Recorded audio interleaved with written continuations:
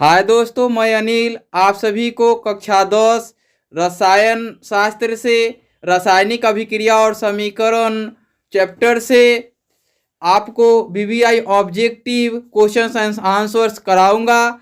तो आइए इस श्रेणी में तीसरा वीडियो देखते हैं। और तीसरे वीडियो का पहला प्रश्न 31 नंबर प्रश्न है।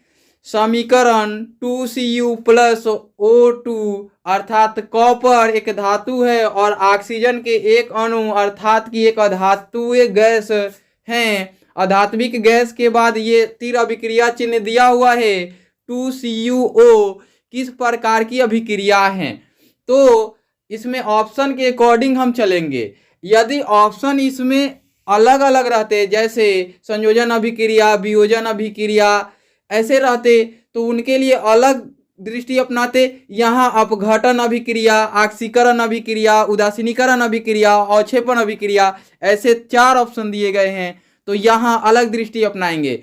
यहाँ कॉपर ऑक्सीकृत हो रहा है, यानी कि ऑक्सीकरण हो रहा है ना। कॉपर ऑक्सीकृत हो रहा है। ऑक्सीकारक कौन हुआ? ऑक्सीजन हुआ। ऐसा पीछे भी हम प्रश्न पढ़ चुके हैं कि ऑक्सीकारक बताना था, इसलिए इसका राइट आंसर ऑप्शन बी होगा। संख्या 32 है। अभिक्रिया Fe2O3 फेरिक ऑक्साइड और एल्यूमिनियम दिया गया है। Al है, 2 अणु है एल्यूमिनियम के। अब तीर अभिक्रिया चिन्ह है Al2O3, एल्यूमिनियम ऑक्साइड बना रहे हैं। तो आप देख सकते हैं कि ये लोहा को विस्थापित कर दे रहे हैं, अर्थात कि Fe को विस्थापित कर दिया। कौन? एल्यूमिनियम। अर्थात कि एल्यूमिनियम यहाँ पे ज़्यादा क्रियाशील है। किससे? लोहा से। लेकिन यहाँ क्रियाशीलता नहीं पूछी गई है। यहाँ पूछी गई है वियोजन अभिक्रिया, संयोजन अभिक्रिया, विस्थापन अभिक्रिया, द्विविस्थापन अभिक्रिया। तो यही तो क्वेश्चन की खासियत है कि ये अपना प्रारूप बदलते हैं और आपको उसके अकॉर्डिंग चलना होता है। तो देखिए कि यहाँ पे एल्यूमिनियम किसको विस्थापित किया है? लोहे को विस्थापित किया है। तो ये विस्थापन अभिक्रिया है और आयनों का आदान प्रदान नहीं हो रहा है, अर्थात परमाणु या परमाणु के समूह आपस में एक दूसरे को विस्थापित नहीं कर रहे हैं। तो द्विविस्थापन तो होगा नहीं, एकल विस्थापन होगा। यहाँ पे वियोजन कोई टूटा नहीं है तो वियोजन होगा नहीं। यहाँ पे 2 पदार्थ संयोग नहीं किए हैं और एक पदार्थ बने नहीं है तो संयोजन भी होगा नहीं। तो इसका राइट आंसर ऑप्शन सी विस्थापन अभिक्रिया होगा। अगली प्रश्न संख्या 33 है। अभिक्रिया CuO copper oxide plus hydrogen अर्थात कि हाइड्रोजन के 2 परमाणु एक अणु, तीर अभिक्रिया चिन्ह कॉपर प्लस जल है H2O किस प्रकार की अभिक्रिया है। ऑप्शन ए है अपचयन अभिक्रिया, ऑप्शन बी है विस्थापन अभिक्रिया, ऑप्शन सी है रेडॉक्स अभिक्रिया, ऑप्शन डी है उपचयन अभिक्रिया। तो इसको समझते हैं। पहले तो ये चीज देखें कि इसमें विस्थापन अभिक्रिया तो दिया हुआ है, लेकिन यहाँ ऑक्सीजन और हाइड्रोजन का भी कोई अस्तित्व है। तो यहाँ हाइड्रोजन और ऑक्सीजन के अकॉर्डिंग सोचना है। यहाँ हाइड्रोजन और ऑक्सीजन के अकॉर्डिंग सोचते हैं तो कॉपर ऑक्साइड से कॉपर अवकृत हुआ है, अर्थात कि कॉपर से ऑक्सीजन हट गया है। और हाइड्रोजन ऑक्सीजन से अभिक्रिया करके ऑक्सीकृत हुआ है। कौन ऑक्सीकृत हुआ है? ऑक्सीजन से हाइड्रोजन ऑक्सीकृत हुआ है। अतः यहाँ दोनों अभिक्रियाएं हो रही हैं, उपचयन और अपचयन, अर्थात कि अवकृत होना यानी अपचयित होना और ऑक्सीकृत होना यानी उपचयित होना। ये दोनों अभिक्रियाएं हैं, इसलिए इसका राइट आंसर ऑप्शन सी होगा।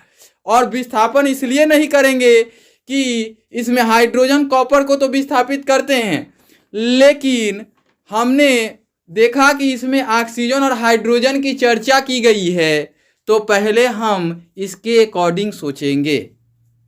संख्या 34 है। अभिक्रिया 2PbO लेड ऑक्साइड के 2 अणु सॉलिड हैं प्लस C कार्बन भी सॉलिड है, तीर अभिक्रिया चिन्ह है 2Pb सॉलिड ही बन रहा है प्लस कार्बन डाइऑक्साइड गैस के लिए निम्नांकित में कौन सा कथन सत्य है? ऑप्शन ए है सीसा अपचयित हो रहा है, अर्थात कि Pb जो है प्लम्बम होते और वो सीसा का संकेत Pb होता है, तो सीसा अपचयित हो रहा है। देखिए यहाँ तो सीसा लेड ऑक्साइड है, तो लेड ऑक्साइड अकृत हो रहा है यहाँ, क्योंकि लेड ऑक्साइड से ऑक्सीजन कार्बन से संयोग कर रहा है, तो कार्बन क्या हो रहा है? ऑक्सीकृत हो रहा है, तो कार्बन डाइऑक्साइड उपचयित हो रहा है। ऐसा भी नहीं कह सकते। क्यों नहीं कह सकते? क्योंकि हम केवल और केवल अभिकारक को ही ध्यान में रख के ऐसा कह सकते हैं। उसके बाद दिया हुआ है लेड ऑक्साइड अपचयित एवं कार्बन उपचयित हो रहा है। देखिए लेड ऑक्साइड अपचयित हो रहा है, अर्थात कि लेड ऑक्साइड अकृत हो रहा है और कार्बन ऑक्सीकृत हो रहा है, ये कथन सत्य हैं। इसलिए ऑप्शन सी ही इसका सही होगा। ऑप्शन डी है इनमें से कोई भी नहीं, अर्थात कि इनमें से कोई नहीं, तो ये ऑप्शन सही नहीं है। संख्या 35 है AB प्लस CD तीर अभिक्रिया चिन्ह है AD प्लस CB अभिक्रिया का नाम बताए। ऑप्शन ए है संयोजन अभिक्रिया, ऑप्शन बी है वियोजन अभिक्रिया, ऑप्शन सी है उभय विस्थापन अभिक्रिया, ऑप्शन डी इनमें से कोई नहीं। तो संयोजन अभिक्रिया के बारे में आप जानते हैं कि जब दो अभिकारक एक प्रतिफल बनाते हैं, तो यहाँ दो अभिकारक दो प्रतिफल दे रहे हैं, तो ये होगा नहीं। वियोजन अभिक्रिया अर्थात कि एक अभिकारक दो प्रतिफल या दो से अधिक प्रतिफल बनाए तो उन्हें वियोजन अभिक्रिया कहते हैं, तो ये होगा नहीं। यहाँ देखिए ए डी के साथ चला गया, बी सी के साथ चला गया, तो यहाँ आयनों का आदान प्रदान हो रहा है, तो ये द्विविस्थापन अभिक्रिया अर्थात उभय विस्थापन अभिक्रिया, इसलिए इसका ऑप्शन सी ही सही होगा। प्रश्न 36 नंबर है दूध से दही बनना कैसा परिवर्तन है या दूध से दही बनने की क्रिया कहलाती है? तो ऑप्शन ए है भौतिक, ऑप्शन बी है रासायनिक, ऑप्शन सी है भौतिक और रासायनिक दोनों, ऑप्शन डी है इनमें से कोई नहीं। तो सबसे पहले भौतिक परिवर्तन अर्थात कि वो अस्थायी परिवर्तन देख लेते हैं। तो भौतिक परिवर्तन के बारे में ऐसा कहा जाता है कि वैसे परिवर्तन या वो रासायनिक अभिक्रिया जिसमें किसी भी पदार्थ में तो परिवर्तन हो परंतु उनके मूल गुणों में परिवर्तन ना हो, तो वो भौतिक परिवर्तन कहलाते हैं, है ना। भौतिक परिवर्तन के उदाहरण अगर जानने हों तो चीनी का पानी में घुलना और पुनः उसका उदरोपातन करके चीनी प्राप्त करना, अर्थात चीनी के गुण में कोई परिवर्तन नहीं हुआ। पुनः रासायनिक परिवर्तन के बारे में पढ़ते हैं तो रासायनिक परिवर्तन वैसे परिवर्तन हैं जो अस्थायी परिवर्तन हैं और इस परिवर्तन में किसी भी पदार्थ के मूल गुणों में परिवर्तन हो जाता है और अस्थायी रूप से परिवर्तित होता है।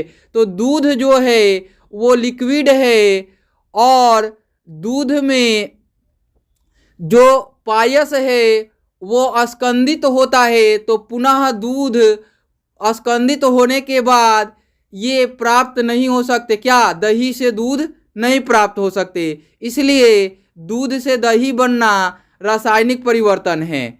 ऑप्शन सी दिया हुआ है भौतिक और रासायनिक दोनों, तो भौतिक होगा ही नहीं तो रासायनिक दोनों कैसे हो सकता है, इसलिए इसका ऑप्शन बी ही सही है। प्रश्न संख्या 37 है रासायनिक अभिक्रिया में भाग लेने वाले पदार्थों को कहते हैं। ऑप्शन ए प्रतिफल, ऑप्शन बी अभिक्रिया, ऑप्शन सी है अभिकारक, ऑप्शन डी है इनमें से सभी। देखिए रासायनिक अभिक्रिया में भाग लेने वाले अभिक्रिया, तो अभिक्रिया बी ऑप्शन होगा नहीं। भाग लेने वाले पदार्थों को कहते हैं, तो पदार्थ जो भाग लेते हैं वो अभिकारक कहलाते हैं, इसलिए ऑप्शन सी सही है। प्रतिफल जो बनते हैं अभिक्रिया के फलस्वरूप जो बनते हैं वो प्रतिफल कहलाते हैं, तो ऑप्शन ए नहीं होगा, इसलिए इसका राइट आंसर सी ही होगा। 38 नंबर प्रश्न है वे अभिक्रियाएं जिनके घटित होने में ऊर्जा अवशोषित होती हैं कहलाती हैं। ऑप्शन ए है योगशील अभिक्रिया, ऑप्शन बी है प्रतिस्थापन अभिक्रिया, ऑप्शन सी है उपचयन अभिक्रिया, ऑप्शन डी है ऊष्माशोषी अभिक्रिया। तो यहाँ ऊर्जा का अवशोषण हो रहा है, तो अवशोषण होगा तो ऊष्माशोषी अभिक्रिया। ऐसा मैंने पिछले वीडियो में बताया है कि ऊर्जा का अवशोषण हो जिसमें ऊर्जा लगे वो ऊष्माशोषी अभिक्रिया कहलाती है। तो इसमें अवशोषण हो रहा है तो ऊष्माशोषी अभिक्रिया, ऑप्शन डी सही है। योगशील अभिक्रिया जिसमें दो एक साथ जुड़ते, योगशील अभिक्रिया। उपचयन अभिक्रिया जिसमें ऑक्सीजन का संयोग और हाइड्रोजन का वियोजन हो, उपचयन अभिक्रिया। प्रतिस्थापन अभिक्रिया जिसमें अधिक क्रियाशील पदार्थ किसी यौगिक से कम क्रियाशील पदार्थ को विस्थापित कर स्थान ग्रहण कर लें तो उन्हें प्रतिस्थापन अभिक्रिया कहते हैं। तो इसलिए इसका ऑप्शन डी ही सही है। प्रश्न 39 नंबर प्रश्न है, कली चूना पर जब जल डाला जाता है तब अभिक्रिया होती है। ऑप्शन ए है ऊष्माक्षेपी अभिक्रिया, ऑप्शन बी है ऊष्माशोषी अभिक्रिया, ऑप्शन डी है विस्फोटक, ऑप्शन डी है इनमें कोई नहीं। आप ये चीज़ समझें, कली चूना अर्थात कैल्शियम ऑक्साइड, आप देखते होंगे चूना जो होता है उसका फार्मूला होता है CaO और उसे कली चूना बोलते हैं। उसको जल में डालिएगा, देखिएगा वो थोड़ा सा ऊष्मा उत्सर्जित होता है, गर्म होता है। तो आप इसका ऊष्माक्षेपी अभिक्रिया ऑप्शन ए सही कर सकते हैं। ऊष्माशोषी अभिक्रिया जब उसमें ऊष्मा की लागत होती है, उसे गर्म करते तब उसकी मानी जाती है ऊष्माशोषी। ऐसा नहीं है। क्या चूना पे हम पानी गिराते हैं तो वो विस्फोट करता है? नहीं करता, इसलिए ऑप्शन सी भी नहीं होगा। अगली प्रश्न संख्या 40 है, क्लोरोफिल और सूर्य प्रकाश की उपस्थिति में पौधे वायु से कार्बन डाइऑक्साइड एवं पृथ्वी से जल ग्रहण करके अपना भोजन तैयार करते हैं। यह किस प्रकार की अभिक्रिया है? ऑप्शन ए है अपघटन, ऑप्शन बी है प्रकाश रासायनिक अभिक्रिया, ऑप्शन सी है संयोजन अभिक्रिया, ऑप्शन डी अवक्षेपण अभिक्रिया। तो प्रकाश, सूर्य की प्रकाश की उपस्थिति में, क्लोरोफिल की उपस्थिति में पौधे वायु से कार्बन डाइऑक्साइड प्राप्त करते हैं और पृथ्वी से जल ग्रहण करते हैं। तो इन दोनों से जो रासायनिक अभिक्रिया बनता है वो ग्लूकोज बनाते हैं। क्या बनाते हैं? ग्लूकोज बनाते हैं। और इसमें प्रकाश की उपस्थिति जरूरी होती है। चूँकि सूर्य का प्रकाश नहीं रहेगा तो क्लोरोफिल बनेंगे नहीं। तो अतः इन सभी प्रक्रियाओं में प्रकाश जरूरी है। तो इसका ऑप्शन प्रकाश रासायनिक अभिक्रिया सही हो जाएगा। इसमें संयोजन हो रहे हैं, ग्लूकोज बन रहे हैं, पोतपाद में ऑक्सीजन बनते हैं। तो इसमें संयोजन अभिक्रिया तो हुआ नहीं, क्योंकि संयोग में क्या होता है, दो अभिकारक एक प्रतिफल बनाते हैं, तो संयोजन अभिक्रिया नहीं हुआ। अवक्षेप बनना, तो अवक्षेप इसमें बनेगा नहीं। अपघटन, इसमें दो टूट नहीं रहे हैं, दो संयोग कर रहे हैं। संपूर्ण प्रक्रिया में प्रकाश जरूरी है, इसलिए प्रकाश रासायनिक अभिक्रिया ही होगा। अगली प्रश्न संख्या 41 है, निम्नलिखित में कौन सा पदार्थ सूर्य प्रकाश के प्रभाव से अपघटित हो जाते हैं? तो मैं बताऊं, सिल्वर हाइलाइड। हाइलाइड मतलब समूह 17 के तत्व जैसे क्लोरीन, ब्रोमीन, आयोडीन, ये सब रहेंगे तो सूर्य प्रकाश के प्रभाव से अपघटित हो जाएंगे। तो इसमें पोटेशियम क्लोराइड, तो ये सूर्य प्रभाव से अपघटित नहीं होंगे। हमने क्या कहा है? सिल्वर हाइलाइड, अर्थात कि सिल्वर के साथ क्लोरीन, ब्रोमीन, आयोडीन, तो केवल और केवल इसका ऑप्शन डी सही होगा। अगली प्रश्न संख्या 42 है, निम्नांकित में कौन उपचायक है? उपचायक यानी कि आक्सीकारक। हमने आक्सीकारक के बारे में पिछले वीडियो में बताया था, इसलिए इसमें डायरेक्ट आंसर सी टिक करके निकल जाएंगे। अगली प्रश्न संख्या 43 है, शरीर में भोजन का पचना किस प्रकार की अभिक्रिया है? आप सभी को पता है कि भोजन के उत्पाद करने वाली पौधे भी वायुमंडल से कार्बन डाइऑक्साइड लेते हैं और ऑक्सीजन का निर्माण करते हैं। उपोत्पाद में ऑक्सीजन बनता है और वो हम सांस के माध्यम से लेते हैं, और सांस के माध्यम से जो वायु लेते हैं वो सभी जैव प्रक्रम को संपादित करते हैं। जैव प्रक्रम का संपादित होने का मीनिंग हुआ कि भोजन का भी पचना उसी में इंक्लूड है, रक्त परिवहन वो भी उसी में इंक्लूड है। तो इस प्रकार से भोजन का पचना जो है ऑक्सीकरण अभिक्रिया हो जाएगा। अगली प्रश्न संख्या 44 है, अम्ल और क्षार के बीच अभिक्रिया होने पर लवण एवं जल बनते हैं, यह अभिक्रिया कहलाती है। ऑप्शन ए संयोजन, ऑप्शन बी अपघटन, ऑप्शन सी उदासीनीकरण, ऑप्शन डी अवक्षेपण। तो अम्ल और क्षार के बीच अभिक्रिया होने से लवण बनता है, तो उदासीनीकरण अभिक्रिया होता है। ऐसा मैंने बता दिया, संयोजन भी बताया है पहले, अपघटन भी बताया है और क्षेपण भी बताया है। तो इस प्रकार से उदासीनीकरण अभिक्रिया अर्थात ऑप्शन सी सही है। अगली प्रश्न है 45। वसायुक्त अथवा तैलीय खाद्य सामग्री को जब लंबे समय तक रख दिया जाता है तो वह विकृत गंधी हो जाता है। इसका कारण है उसका उपचयित हो जाना, उसका अपचयित हो जाना, उसका उदासीनीकरण हो जाना या उदासीन हो जाना, अथवा ऑप्शन डी है अपघटित हो जाना। तो इसमें आप एक चीज़ समझेंगे कि यह उपचयित होगा यानी कि अकृत होगा, अपचयित होगा यानी ऑक्सीकृत होगा। तो जब तक ऑक्सीजन उपलब्ध रहेगी और वो ठीक रहेगा, और जब उससे ऑक्सीजन का वियोजन होगा तो वो उपचयित हो जाएगा यानी अकृत हो जाएगा। तो अकृत होना यानी उपचयित होना, है ना।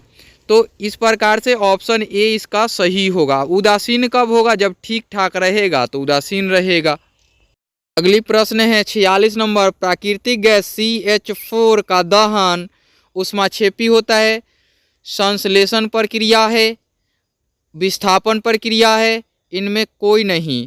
तो इसमें देखिए कोई भी कार्बनिक यौगिक जलते हैं तो उसमें ऊष्मा का उत्सर्जन होता है, तो ये ऊष्मा उत्क्षेपी अभिक्रिया हो जाएंगे, इसलिए ऑप्शन ए सही होगा। 47 नंबर प्रश्न। निम्नलिखित में कौन सा पदार्थ बिना ज्वाला के जलता है? ऑप्शन ए मोमबत्ती, option B kerosene, option C कोयला, ऑप्शन डी मीथेन। इसमें से केवल और केवल कोयला बिना ज्वाला के जलता है।